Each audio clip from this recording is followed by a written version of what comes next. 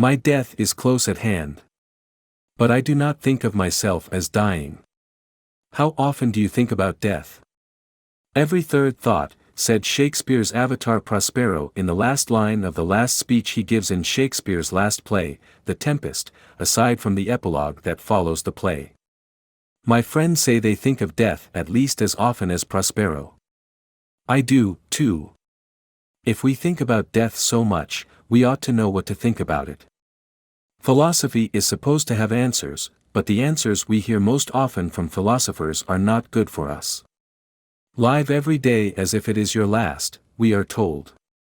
Remember that you are on the way to death each day. A friend recently wrote an email message with this line in it: Paul is dying of a lung infection.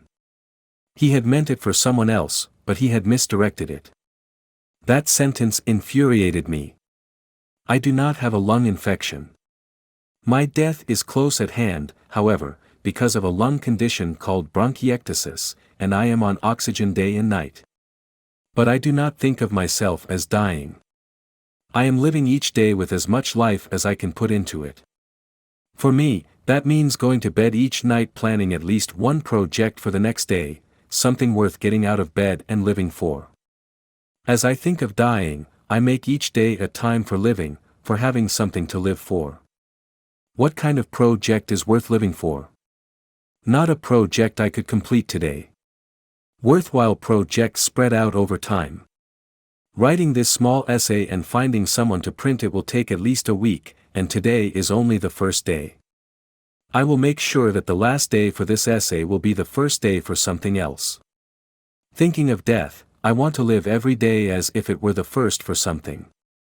Living as I do, with projects that continue over time, I can be sure that my death will cut me off before I finish something worth doing. I want to be cut off when I die of something I care about doing, not from thoughts of death alone. Unless I am in unbearable pain, I should be able to live right up to the last moments. Here is an inspiring, although slightly gruesome, example. Under Bloody Queen Mary, Archbishop Thomas Cranmer, the author of the lovely Anglican prayer book, was burned at the stake for his Protestant views despite signing false confessions of faith in Catholic doctrine.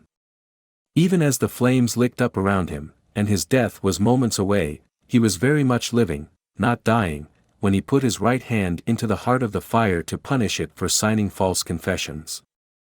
I know I will die soon. But must I be miserable about it? Why not find a cause for joy in each day? Some corner of my mind always knows that sad thoughts lurk behind my projects.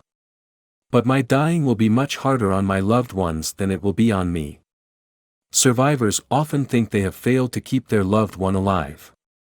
I want my survivors to know that death is not unwelcome to me, although I want to be living each day.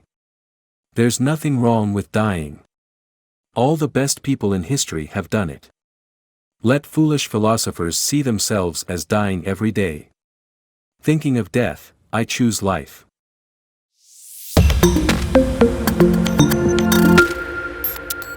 My death is close at hand. But I do not think of myself as dying.